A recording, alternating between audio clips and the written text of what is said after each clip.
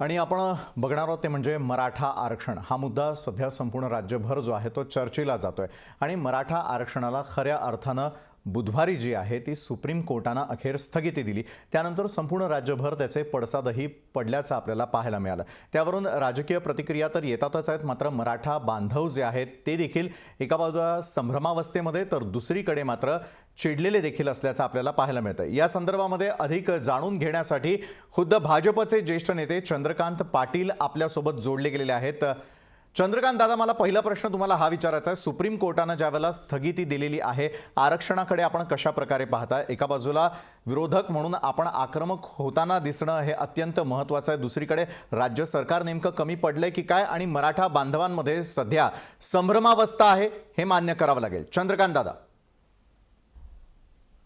महाराष्ट्र शासनाने या आधीच्या सरकारमध्ये हे आरक्षण दिलं, ते आरक्षण देताना सगळ्या बाजूने काळजी घेतली होती। पण त्याच्या आधीच्या सरकारमध्ये माननीय नारायण राणेंच्या अध्यक्षतेखाली आरक्षण पोषक नाही, ते टिकलं नाही। त्याचं कारण देताना मागास आयोगाची स्थापना नाही झाली, की जी घटनेमध्ये अंतर्भूत आहे। म्हणून मग मागास आयोगाची स्थापना करून मागास आयोगाला सगळ्या प्रकारची साधनं उपलब्ध करून देऊन पंचायत समितीपर्यंतचा सर्वे पूर्ण करून मागास आयोगाने शेवटी निष्कर्ष काढला की आर्थिक आणि शैक्षणिक विषयामध्ये मराठा समाज मागास आहे आणि त्यामुळे त्यांना 12% 13% हे रिझर्वेशन द्यायला लागेल। त्याच्या आधारे कायदा झाला, रिझर्वेशन मिळालं, आणि मराठा समाजाला दिलेल्या आरक्षणावर शिक्कामोर्तब झालं। सुप्रीम कोर्टात चॅलेंज झालं। मधल्या काळामध्ये खूप नोकऱ्या त्या आरक्षणाप्रमाणे दिल्या गेल्या, गेल्या वर्षी यावर्षी मेडिकल पीजीच्या ऍडमिशन झाल्या सुप्रीम कोर्टाने। सुप्रीम कोर्टामध्ये ज्या तयारीने ही केस चालवायला पाहिजे होती त्या तयारीने ही केस चालवली गेली नाही। 25 पानी सुप्रीम कोर्टाचं जे निकालपत्र आलेलं आहे, इंटेरियम निकालपत्र, त्या निकालपत्रातल्या प्रत्येक पॅरेग्राफमधून हे स्पष्ट होतं की 2 मुद्द्यांवर ही केस चालणार होती। एक, मराठा समाज मागास आहे की त्याच्यामध्ये मागास आयोगाने एकदा मराठा समाज मागास आहे असं म्हटलं की त्याच्या आधारे आपल्याला ही मांडणी करता आली असती, किंवा इतक्या प्रकारचा डाटा कलेक्ट करून मराठा समाज मागास आहे हे मागास आयोगाने मांडले की मागास आयोग घटनेच्या मार्गदर्शनाप्रमाणे आहे। मागास आहे तर 50% रिझर्वेशन क्रॉस करायचं का, तर 50% रिझर्वेशन क्रॉस अनेक विषयात झालेला आहे। आणि ज्या केसचा निकाल वारंवार दिला जातो सुप्रीम कोर्टाच्या त्याच्यामध्ये हे म्हटलेलं आहे की जर अपवादात्मक स्थिती निर्माण झाली तर तुम्हाला 50% क्रॉस करायची। अपवादात्मक स्थिती निर्माण झाली 32% एवढा समाज ज्यावेळेला मागास ठरवला गेला त्यावेळेला त्याला रिझर्वेशन तर दिलं पाहिजे आणि 50% क्रॉस करायचं, 50% आत जाईल, 50% आत गेलं सामाजिक संघर्ष होती। या 2 मुद्द्यावरती ही केस करत होती। त्या 2 मुद्द्यावर मराठा समाज मागास आहे, 50%च्या पुढे जायला पर्याय नाही, हे आपले वकील प्रभावीपणे मांडू शकले नाही। हे सुप्रीम कोर्टाच्या 25 पानी निकालात प्रत्येक पॅरेग्राफ मधून रिफ्लेक्ट होत आहे। तर वकिलांचा दोष कमी आहे, त्यांना जी दिशा द्यायला पाहिजे, कुठल्या डेटला मुंबईतून एखादा सिनियर मिनिस्टर जाऊन बसला दिल्लीमध्ये, त्याची मिटिंग केली का, आदल्या दिवशी झालेल्या कोर्टातल्या कामकाजावर नाही कालचा एक मुद्दा जरा आपला कमी पडला, उद्या आपण हा मुद्दा लावून असं केलं का? मुंबईमध्ये हायकोर्टामध्ये जेव्हा 90 दिवस केस चालली तर रोज संध्याकाळी 3 तास टीसीच्या एका हॉलमध्ये आम्ही प्रति कोर्ट भरवायचो। काय झालं, कुठले मुद्दे आले, उद्या काय करायला लागेल, 90 दिवस सगळं सिनियर त्याला उपस्थित होती। अशा प्रकारचा एक्सरसाइज करून जी दिशा द्यायला पाहिजे होती, एक सुद्धा आई आलेला आहे की कोणी सिनियर मिनिस्ट्री जाऊन नाही बसला दिल्लीमध्ये, ऍडव्होकेट जनरल पण जाऊन नाही बसले। ऍडव्होकेट जनरलांचा महाराष्ट्रामध्ये भारतीय जनता पार्टी सरकार असताना आरक्षण देताना आपला रोल खूप मोठा होता। मग आता त्यांना मोटिवेट करण्यामध्ये हे सरकार कमी पडलं का, त्या वकिलांच्या कोऑर्डिनेशन मध्ये सरकार परिणाम खूप मोठे आहेत। आता अनेक डिपार्टमेंटमध्ये आरक्षणाच्या आधारे जवळजवळ रिक्रुटमेंट लेटर फक्त हातात पडायचं आहे आणि आता स्टे आला। आता ती रिक्रुटमेंट लेटर थांबली, ऍडमिशन्स उद्या ऍडमिशनची लिस्ट लागायची, निर्णय आला, स्टे आला, आता ऍडमिशन थांबायची। बरं चंद्रकांत दादा, मग नेमकं कोण कमी पडलं? कारण एका बाजूला 11वीच्या विद्यार्थ्यांमध्ये देखील संभ्रमावस्था आहे, त्या विद्यार्थ्यांचं नुकसान होणार आहे, शैक्षणिक नुकसान तर एका बाजूला होताना दिसतंय. दुसरीकडे ज्यांना हे आरक्षण लागू होत असताना, जसं मगाशी देखील आपण म्हणालात की अनेकांचे जे आहे ते ऑफर लेटर्स तयार आहेत आणि त्यावरती ज्यावेळेला अशा प्रकारे स्थगिती येते मराठा आरक्षणावरती, सर्वाधिक नुकसान हे मराठा बांधवांचं होताना दिसतंय. यासाठी कोण कारणीभूत आहे? यासाठी सरकार गेल्या 8-9 महिन्यामध्ये कोरोना असू दे, मराठा आरक्षण असू दे, राष्ट्रीय परीक्षा असू दे, कुठल्याच विषयामध्ये सिरियस आहे. कुठल्याच विषयामध्ये टीमवर्क नाही, कुठल्याच विषयामध्ये कोऑर्डिनेशन नाही, कुठलाच विषय आपल्या घरातला विषय असं मानला जात नाही. तर हे सगळं जे आहे ना ते 3 जणांचं सरकार असायला अडचण नाही. अटलजींच्या सरकारमध्ये सुद्धा 24 पक्ष होते, पण अटलजी सगळ्यांचे नेता होते, बाप होते, दिशा देत होते. असे ते कोण दिशा देत आहे? आता सुप्रीम कोर्टामध्ये स्टे झाल्यानंतर पवारसाहेब सारखे बोलत आहेत, ऑर्डिनन्स काढण्याचा विषय बोलतायत, शांत राहा असं बोलतायत, पण प्रत्यक्ष सुप्रीम कोर्टामध्ये केस चालवताना पवारसाहेब कुठे होते? पवारसाहेबांचा एक दरार आहे, अनुभव आहे, त्याच्या आधारे त्यांनी का नाही हे सुप्रीम कोर्टामध्ये चाललेली केस कोऑर्डिनेट केली, रोज अतिशय काळजीने चौकशी केली. त्यामुळे उद्धवजींनी मातोश्रीच्या बाहेर पडायचं, मातोश्रीमधून अजितदादांचा विषय नाही, पवारसाहेबांचा विषय नाही. अशोक चव्हाण वारंवार हे म्हणत राहिले की आम्ही सगळी तयारी केली, सगळी तयारी केली. काय तयारी केली? अशोक चव्हाण गेले एकदा दिल्लीमध्ये, बसले वकिलांबरोबर, ऐकलं. बरं, म्हणजे चंद्रकांत दादा, आलेलं जे अपयश आहे आणि सुप्रीम कोर्टानं जी स्थगिती दिलेली आहे या कालावधीमध्ये महाविकास आघाडीमध्ये सर्वात जो महत्त्वाचा किंवा शेवटचा शब्द असतो तो शरद पवारजी यांचा असतो. मग शरद पवारांनी योग्य ते मार्गदर्शन केलं नाही आणि योग्य ती भूमिका घेतली नाही असं म्हणणं आपलं? मी म्हणण्याची काही आवश्यकता नाही. तरी तुम्हाला टीव्ही चॅनल्स मधून वर्तमानपत्रातून दिसलं का की पवारसाहेब काळजीने चौकशी करतायत, सुप्रीम कोर्टामध्ये उद्या केस आहे तर त्याची आज मिटिंग होती आहे, व्हिडिओ कॉन्फरन्सने का होईना सिनियर वकिलांशी ते बोलतायत, त्यांचं प्रचंड 50 वर्षाचा अनुभव आहे. आणि त्यामुळे पवार साहेबांवर मला दोष द्यायचा नाही. माझं म्हणणं एवढंच आहे की या सरकारमध्ये कोणाचाच हा विषय झाला नाही, कोणीच हा विषय सिरियसली घेतला आणि जवळजवळ हे गृहीत धरलं गेलं की खंडपीठाकडे घटनापीठाकडे जाईल, 10-20 वर्ष घटनापीठाकडे पडून राहील. ते नसेल त्या काळामध्ये फार मोठी जनरेशन ही मराठा समाजाची शिक्षण आणि नोकऱ्यांमध्ये आरक्षण घेऊन पुढे राहील. घटनापीठाकडे गेलं पण स्टे घेऊन गेलं. आता हा स्टे कधी उठायचा? तोपर्यंत शिक्षणात आरक्षण नाही, नोकऱ्यांमधलं आरक्षण नाही. त्यामुळे बरं, पण मग चंद्रकांत दादा, अशा प्रकारचा वेळ काढूपणा का होतोय? म्हणजे ज्या वेळेला भाजपचं तुमचं सरकार होतं त्या कालावधीमध्ये हे आश्वासन तर दिलं गेलं आणि त्याच काळामध्ये हा निर्णय तडीस जाईल असं वाटलेलं होतं. आता तर केंद्रामध्ये देखील आपलं सरकार आहे. मग केंद्रामध्ये सरकार असताना जर दिलेलं आश्वासन ते पूर्ण करण्यासाठी केंद्रातून म्हणा किंवा भाजपनं यात पुढाकार का घेतला नाहीये? मग म्हणजे फक्त राज्यातील सरकार किंवा काहीतरी गल्लत होते. केंद्रात यात संबंध कुठे येतो? महाराष्ट्रामध्ये जेव्हा आमचं सरकार होतं त्यावेळेला आम्ही आरक्षण दिलं, हायकोर्टामध्ये टिकवलं.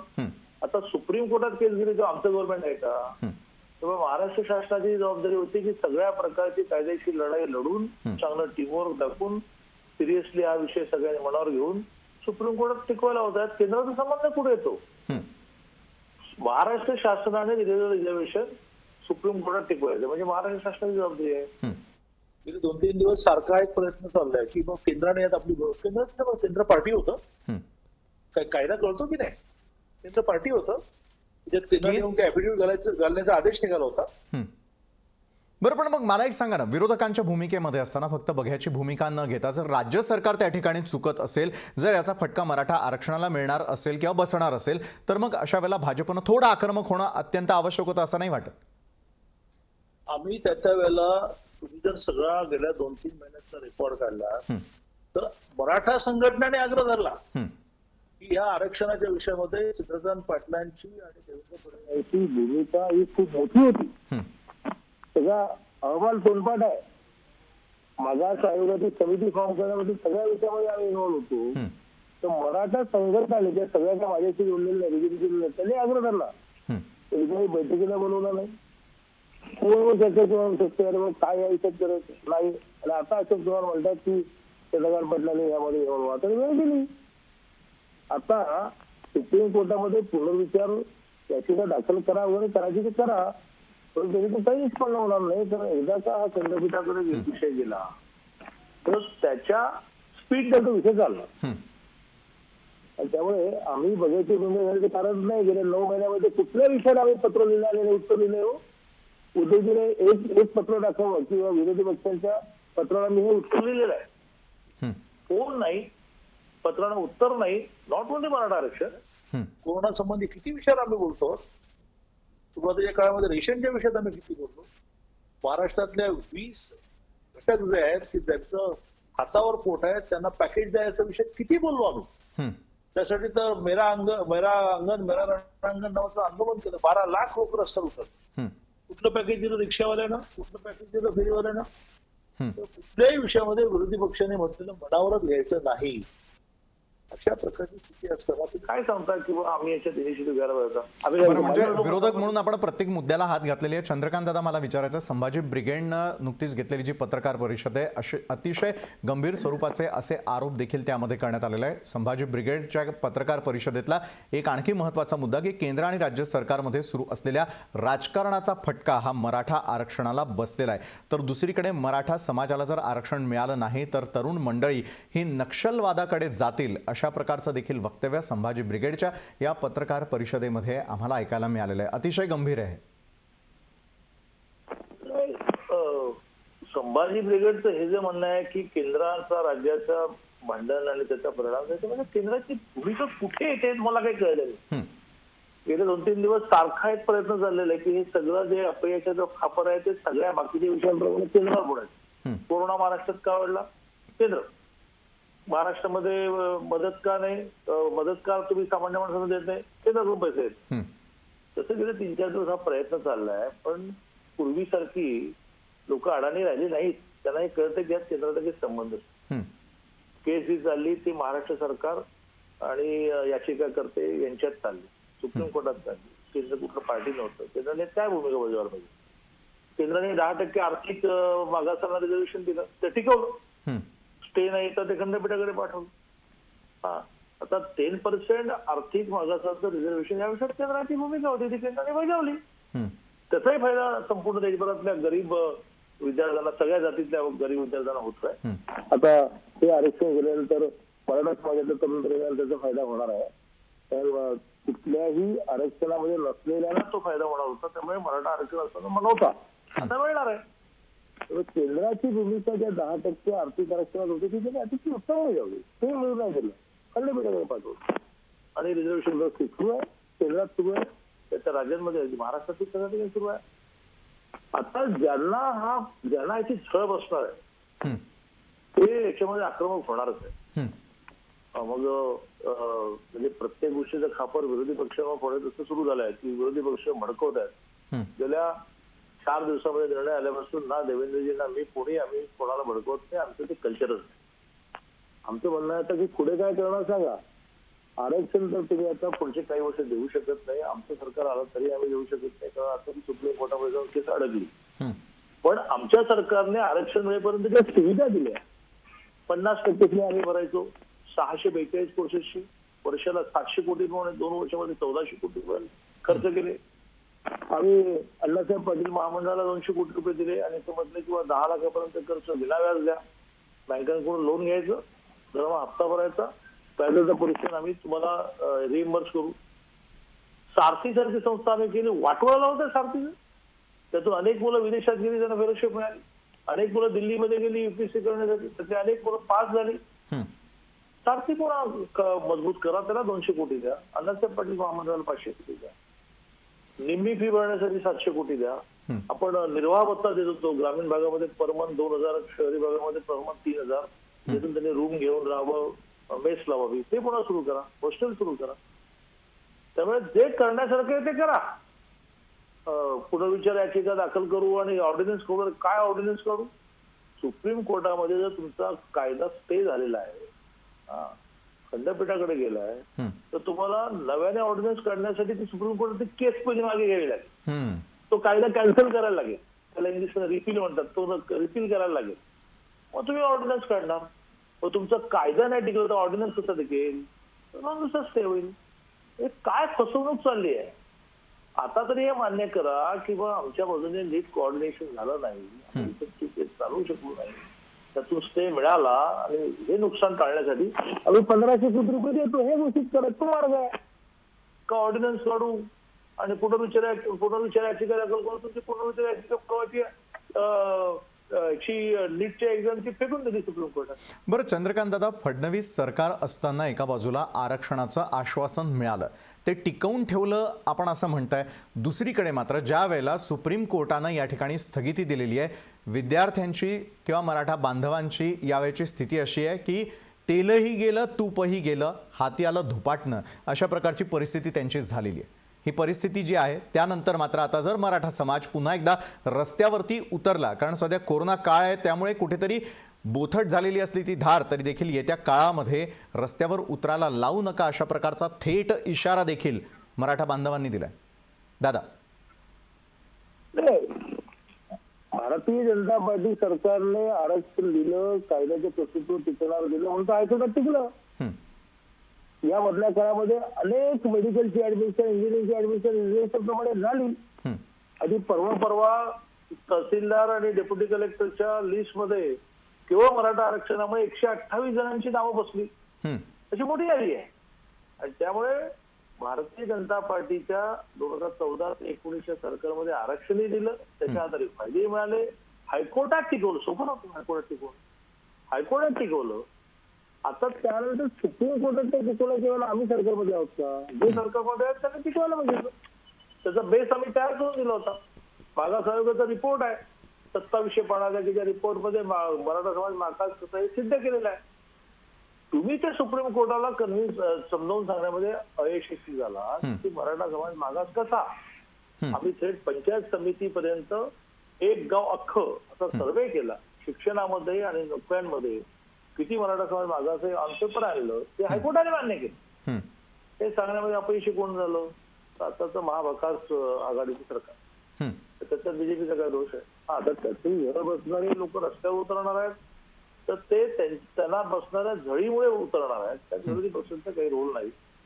रोज उठून त्यामुळे उद्धवजी म्हणतात की कोणी कोणाला पेटवू नये. कोण कोणाला पेटवत नाही. ज्याचं जळतं ना त्याला कळतं. तुम्ही आवाहन करून काय होणार आहे? बरं, नक्की चंद्रकांत दादा, मला फक्त एक महत्त्वाचा प्रश्न तुम्हाला विचारायचा आहे की मराठा आरक्षण ही खरोखर काळाची गरज होती की मग राजकीय खेळी होती? नाही, काळाची गरज होती. कारण जो मराठा समाज 10 एकर 20 एकर वाला होता, तो शेतीचं विभाजन होतं 20 गुंठ्यावाला झाला. म्हणजे समजा मी आहे चंद्रकांत बच्चू पाटील, कोल्हापूर जिल्ह्यातल्या एका 2200 लोकसंख्येच्या गावात राहणार. आमची जमीन 10 एकर होती. वडील आणि वडिलांचे भाऊ याच्यात डिवाइड झाली, तर त्यांना 2 मुलं त्यात डिवाइड झाली. असं करता करता करता 5-10 गुंठे राहिली. त्यामुळे 20 एकर वाला मराठा शेतकरी जो गावातला श्रीमंत माणूस होता, पाटील होता, तो 5-10 गुंठ्यावर आला. आणि त्या शेतीतून त्याचा भागेना, त्याच्या मुलांची शिक्षण होईना, नोकरीला पर्याय नाही, नोकरी रिझर्वेशन असल्यामुळे मिळेना. त्यामुळे परिस्थिती महाराष्ट्रातल्या मराठा समाजाची एक काळ अशी होती की तो गावात देणारा होता, तो घेणारा झाला. राजकीय नेत्याला काय जात आहे आमदार खासदारांना आणि सहकारी साखर कारखान्याचे चेअरमन नाही म्हणायला की मराठा समाजाला आरक्षण? तुम्ही कुठे तुमच्या सहकारी साखर कारखान्यांमध्ये मराठा समाजाला प्रायोरिटीने नोकऱ्या दिल्या? तुम्ही जी मोठमोठे कॉलेजेस काढली त्याच्यामध्ये परप्रांतातल्या पोरांना आणून शिकवलं. तुम्ही 50% कोटा ठेवला काय मराठा पोरांसाठी? तुम्ही तर मराठा नेते. त्यामुळे स्थिती अशी निर्माण झाली की मराठा समाजाला आरक्षण मिळालं नाही तर त्यांच्या मुलांची शिक्षण होणार नाही, नोकऱ्या मिळणार नाही, ते कलेक्टर होणार नाही, ते IPS होणार नाही. त्यामुळे आरक्षण ही आवश्यकता होती, पॉलिटिकल डिमांड नव्हती. आणि ती जर पॉलिटिकल डिमांड असती तर ती जवळजवळ 69 पासून अशी धगधगती चालू राहिली नाही. अण्णासाहेब पाटलांसारख्याने आत्महत्या केली नाही. आज सुरू नाही झालंय आंदोलन, 69 पासून सुरू आहे की जेव्हा कालेलकर कमिशन आलं आणि मराठा समाज हा ओबीसी मध्ये होता, मागासमध्ये होता, तो काढला गेला. तिथूनही आंदोलन सुरू आहे. मंडलच्या वेळेला हे आंदोलन सुरू आहे की बाकीच्या जातींना मागास केलं, मराठ्यांना का नाही केलं? नक्की. बाळासाहेब पाटलांचं आंदोलन झालं, त्यांनी आत्महत्या केली, मोठा इतिहास आहे. मराठा समाजाला आरक्षणाची मागणी जर इतकी जुनी आहे तर येत्या काळामध्ये मराठा बांधवांना त्यांचं आरक्षण मिळावं, त्यांचा हक्क मिळावा, यासाठी आता राज्य सरकारनं काय करायला हवं? कारण पुनर्विचार याचिका जी आहे ती दाखल केली जाईल, आणखी वेळ त्यामध्ये जाणार आहे. मात्र मराठा समाजाला आज, आत्ता आणि या क्षणी जर आरक्षण हवं असेल तर मात्र आता सरकारनं कुठलं पाऊल उचलायला हवं? अगदी थोडक्यात चंद्रकांत दादा. 1500 कोटी रुपये उद्या घोषित करा हं. आणि 642 कोर्सेसची निम्मी फी मराठा समाजातल्या तरुण तरुणींची आम्ही हो असं म्हणा, की जे भाजप सरकारने 2 वर्ष केलं, 1400 कोटी रुपये दिले. हं. अण्णासाहेब पाटील महामंडळाला 500 कोटी द्या आणि असं म्हणा की छोटी लोन्स डायरेक्ट अण्णासाहेब पाटील महामंडळ देईल, मोठी लोन बँकेतून घ्यायची, त्याचं इंटरेस्ट अण्णासाहेब पाटील महामंडळ भरेल. तारतीला पुन्हा एकदा 200 कोटी द्या आणि ती स्ट्रॉंग करा. दिल्लीमध्ये जाणाऱ्या युपीएससी साठीच्या मुलांची सगळा खर्च करा. नक्कीच. विदेशातले फेलोशिप द्या, हॉस्टेल सुरू करा. ज्या सवलती आरक्षणामुळे मिळतात ते आरक्षण मिळेल तेव्हा मिळेल, तोपर्यंत त्या सवलती तुम्ही तुमच्या तिजोरीतून द्या. नक्कीच आरक्षण मिळेल तेव्हा मिळेल. मात्र आरक्षणासाठी लागणाऱ्या सवलती जर मराठा बांधवांना दिल्या तर तुर्तास तर यावरती तात्पुरता का होईना तोडगा निघेल असं आपण म्हणताय. धन्यवाद चंद्रकांत दादा, आपण वेळात वेळ काढून लोकशाही न्यूज चॅनलला वेळ दिलीत आणि सविस्तर मराठा आरक्षणासंदर्भामध्ये चर्चा केलीत त्यासाठी.